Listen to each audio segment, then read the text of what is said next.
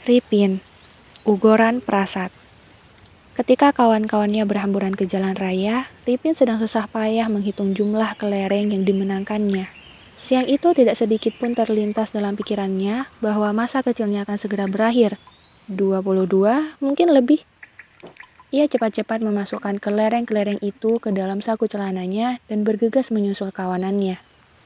Penarik perhatian kawanan itu tak lain adalah mobil pick-up berpengeras suara dan digantungi poster besar berwarna-warni. Mesin mobil itu bergerung seperti tak mau kalah ribut dengan pengeras suara, membuat lagu Rhoma Irama terdengar lebih buruk dari yang biasanya Ripin dengar dari radio bapak. Ketika mobil itu melintas di depan mereka, Ripin dikejutkan tatapan laki-laki di sebelah sopir yang sedang memegang mikrofon. Laki-laki itu punya jambang dan janggut yang rapi seperti Rhoma Irama.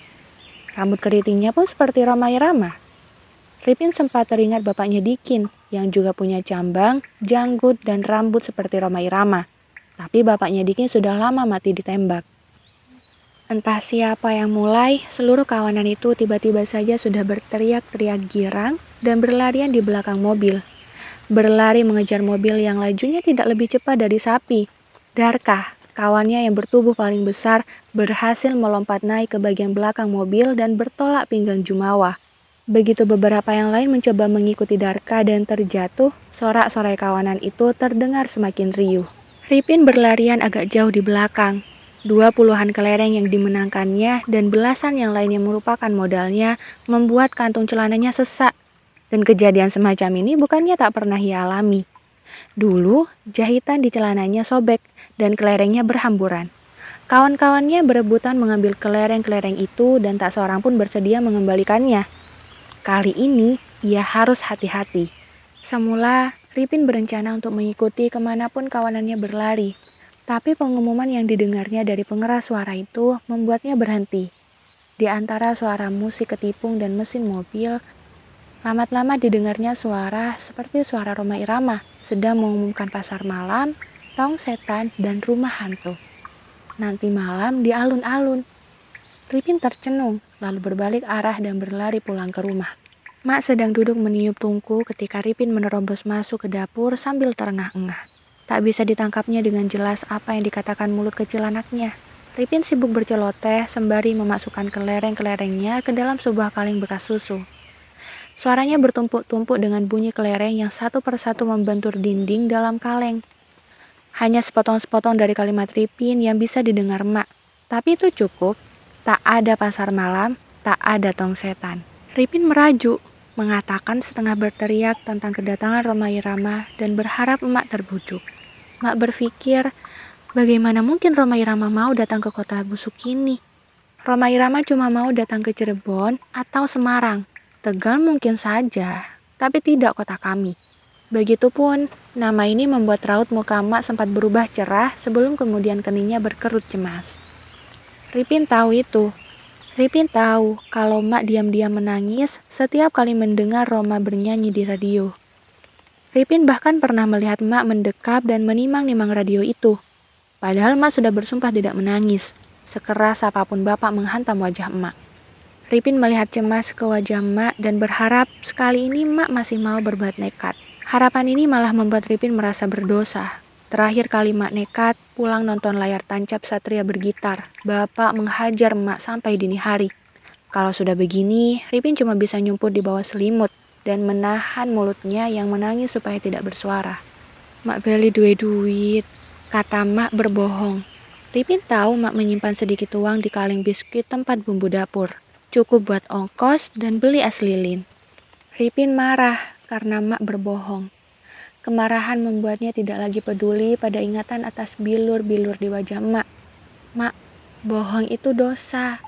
Sekali lagi Ripin menyebut nama Rhoma Irama, bersumpah demi Allah bahwa ia sudah melihatnya. Ganteng benar.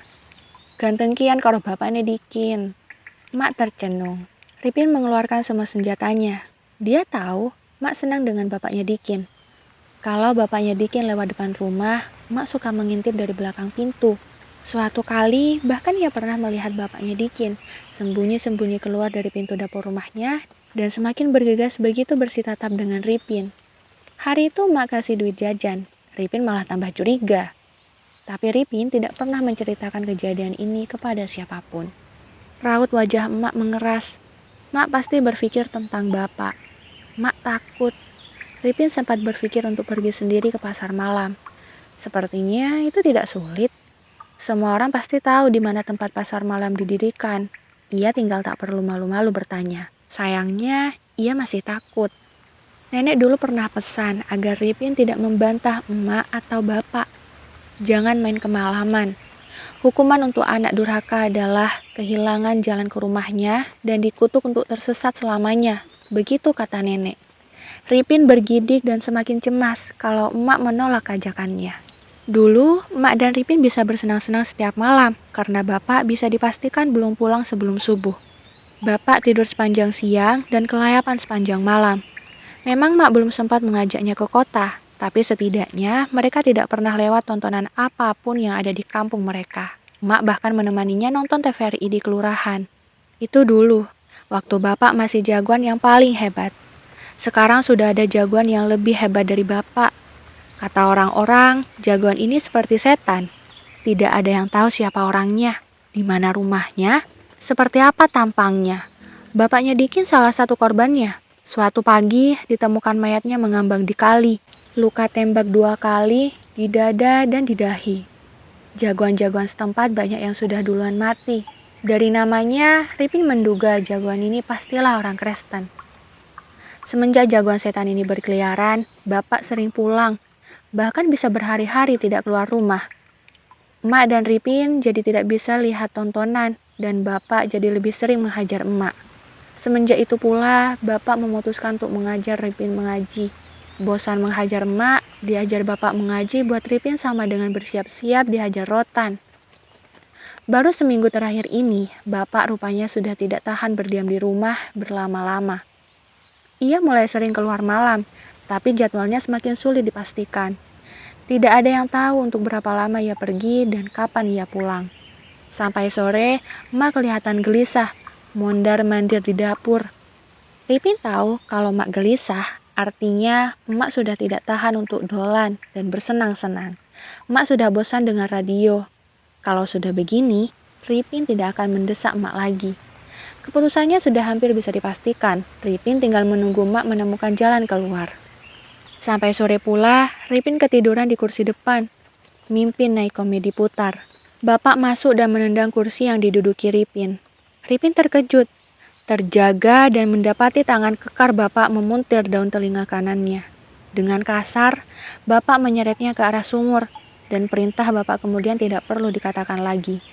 Ripin mengambil air wudhu dan bergegas sholat asar. Sehabis sholat, bapak sudah menunggu di meja makan. Rotan panjang disiapkan di sisi kirinya dan Ripin mengeja huruf Arab di depannya dengan terbata-bata. Bapak sepertinya mabuk. Dari mulutnya keluar bau asam yang menusuk-nusuk hidung Ripin.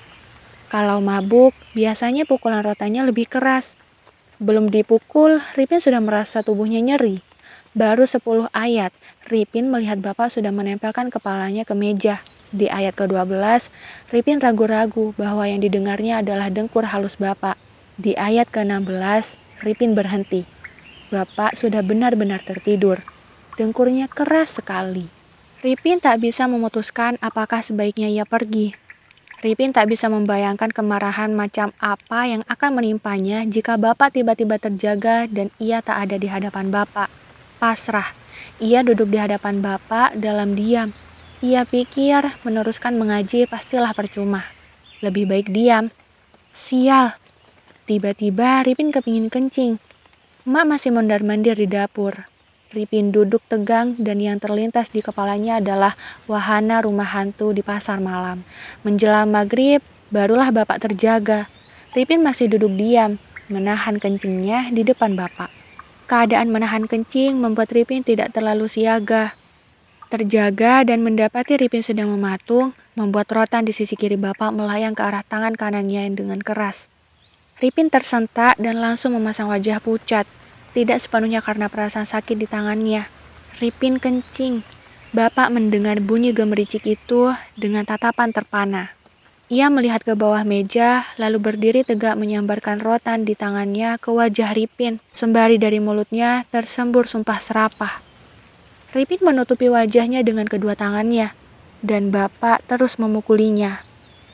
Ripin tak bisa menahan diri untuk tidak menangis dan menjerit kesakitan. Dalam kesakitannya, ia merasa menonton tong setan jadi semakin tidak mungkin, sehingga ia menjerit lebih keras lagi. Mak bergegas datang dari arah dapur, memegangi tangan bapak dan memohon kepadanya untuk menghentikan perbuatannya. Bapak memang berhenti memukul Ripin, tapi hasrat memukulnya sudah terlanjur tinggi. Bapak menyabetkan rotannya beberapa kali ke tubuh emak. Emak terduduk di lantai dan bergerak mundur hingga punggungnya menyentuh dinding, dan bapak belum selesai. Emak tidak menjerit atau menangis. Emak diam, tubuhnya seperti patung. Ripin berpikir bahwa kejadiannya akan sama dengan yang sebelum-sebelumnya. Emak akan menutupi wajahnya dan bapak akan berhenti karena kelelahan. Sore itu ternyata tidak sama. Ripin tidak mengerti apa yang terjadi. Setelah beberapa lama sabetan rotan itu mengenai tubuhnya, emak tiba-tiba mendongak, lalu menatap bapak lekat-lekat. Ripin tahu apa artinya tatapan itu. Tatapan itu pernah ia tujukan pada Darka sesaat sebelum perkelahian mereka dulu. Sebelumnya Ripin takut pada Darka, tapi saat ia menatap tajam-tajam itu, ia sudah tidak akan takut lagi. Emak sudah tidak takut lagi. Hampir bersamaan terdengar azan maghrib dari surau. Entah mana, azan maghrib atau tatapan emak yang menghentikan bapak. Bapak menoleh ke arah Ripin dan mengancam akan memukul Ripin lagi jika saat sholat nanti Ripin tak ada di surau. Bapak mengambil sarungnya dan berlalu membanting pintu. Ripin tiba-tiba melihat emak mempunyai kekuatan yang luar biasa. Bangkit dengan sigap lalu bertanya padanya, "Sirah, arep melu mak? Apa bapak?" Ripin menyebut, "Mak," dengan gemetar. Mak masuk ke kamar, lalu tergesa-gesa memasukkan pakaian-pakaiannya dan Ripin ke dalam tas. Di depan lemari, Mak sempat berhenti dan berpikir apalagi yang perlu dibawanya. Tak jelas alasan Mak memasukkan kotak berisi perhiasan imitasi yang tidak ada harganya ke dalam tas itu. Sebentar kemudian, Mak sudah menggandeng tangan Ripin menyusuri jalan yang semakin gelap ke arah kota. Mak berjalan dengan langkah-langkah cepat dan lebar, dan Ripin kepayahan mengimbanginya. Tidak ada sepatah kata pun diucapkan emak, dan Ripin melangkah dengan penuh perasaan takut. Jalan raya sudah dekat, kurang dari 100 meter. Tiba-tiba emak berhenti. Terlihat berpikir keras, lalu berbalik arah. Setengah bergumam, emak bilang bahwa dia lupa bawa uang. Tergesa-gesa, emak menyuruh Ripin menunggu. Tidak menunggu jawaban, emak berlari ke arah rumah, meninggalkan Ripin sendirian. Mulanya, Ripin berdiri di jalan kampung yang lengang itu dan bermaksud menuruti emak. Namun, kemudian kecemasan bergumul dan meningkat cepat. Ripin memutuskan berlari sekencang-kencangnya ke arah rumah. Tas besar yang dibawa emak ditinggalkannya tergolek di atas jalan. Terengah-engah di depan rumahnya, ia mendapati pintu di depan terbuka, dan di dalam ruang tengah, ia dapat melihat bapak sedang menjambak rambut emak dan sedang menghantamkan kepala emak yang kecil itu ke arah dinding. Pintu masuk tong setan sudah dibuka. Orang-orang berebut membeli karcis. Ripin melangkah masuk dengan perasaan takjub. Orang-orang berebut menaiki tangga yang berdiri di samping tong yang sangat besar, dan Sam terdorong-dorong. Di bagian atas, Sam meniru beberapa anak yang menaiki undakan yang rupanya disediakan untuk anak-anak seukurannya. Orang-orang berebut melongok ke dalam tong. Tong itu, Ripin teringat sumur di belakang rumah. Di dalam tong itu, 2 orang sudah mulai menjalankan trail. Lalu perlahan, seperti sihir, kedua motor itu mulai merambat di dinding tong, dan semakin lama berputar semakin cepat. Ripin terkesima dengan apa yang dilihatnya sekaligus menyesal. Seandainya Mak bisa ikut. Ripin terus melihat ke arah kedua motor yang kemudian saling melompat-lompat satu sama lain. Ripin semakin terkesima begitu kedua motor itu menyusuri dinding tong sampai hampir sampai di ujungnya, begitu dekat dengan tempatnya berdiri. Tangan kecilnya bisa meraih motor-motor itu. Tong setan berakhir.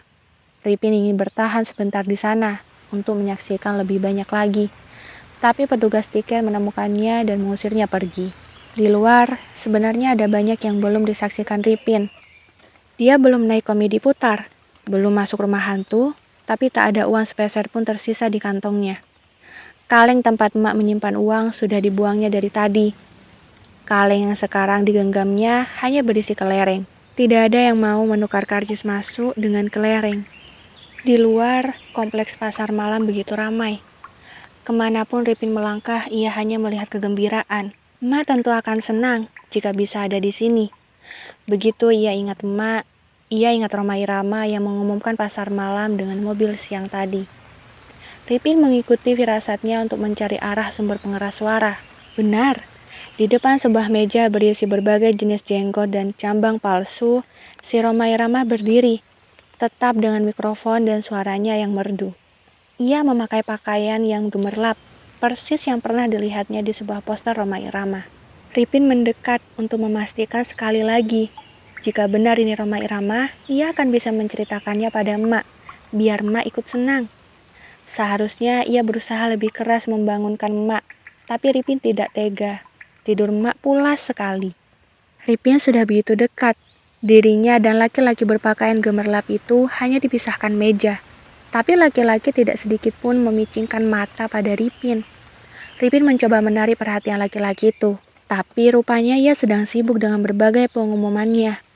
Iseng, Ripin mengambil satu ikat jambang dan jenggot palsu lalu menyelipkannya ke dalam kantong celananya. Laki-laki berpakaian gemerlap itu tidak mengubrisnya. Ripin memutuskan untuk berseru padanya. "Hei Rhoma Irama!" teriaknya lantang. Orang-orang di sekitarnya menoleh dan tertawa tercekikik. Laki-laki berpakaian gemerlap itu terkejut, lalu menoleh ke arahnya. Sadar bahwa teriakan bocah ini telah membuat lebih banyak orang memperhatikannya, laki-laki dengan mikrofon depan mulutnya berkata, bukan Rhoma." Laki-laki lalu mengubah posisi berdirinya seperti sedang berjoget. "Namaku Ruslan Irama," katanya dengan suara yang berat dan basah. Orang-orang tertawa.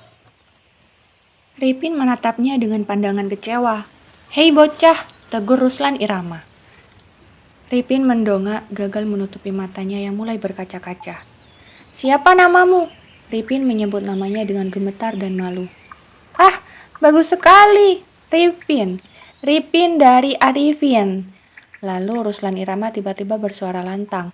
"Semua orang bisa menjadi seperti Bang Haji Rhoma Irama. Siapapun juga. Pengunjung pasar malam yang kami hormati, sambut calon artis besar kita, Ripin Irama," kata Ruslan Irama. Orang-orang yang berkumpul di sekitar meja Ruslan Irama bertepuk tangan ke arah Ripin. Lalu Ruslan Irama mengambil gitarnya. Mulanya adalah akhlak, lalu musik. Lalu Ruslan Irama memetik gitarnya. Belum pernah Ripin melihat gitar yang begitu indah. Berwarna hitam mengkilat dengan motif dengan warna emas. Suaranya nyaring dan halus.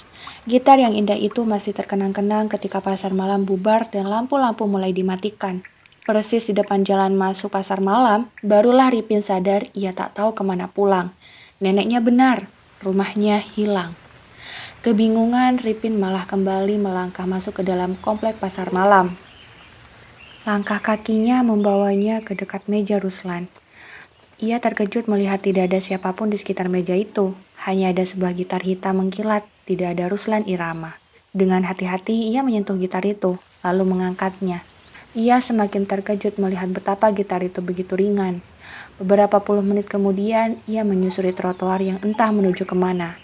Ia menyandang gitar yang dicurinya dengan keberanian yang entah datang dari mana. Ia ingat emak. Ia tersenyum. Satu-satunya yang tidak entah adalah bahwa emak akan selalu mencintai Rhoma Irama. Itulah yang akan diraihnya. Ia akan menjadi Rhoma Irama, bukan sekedar Ripin Irama. Setiap kali emak akan memeluk dan menimangnya. Sampai puluhan tahun kemudian, satu kenyataan gelap yang luput dimengertinya adalah bahwa malam itu, setelah kepala emak menghantam dinding, emak mati.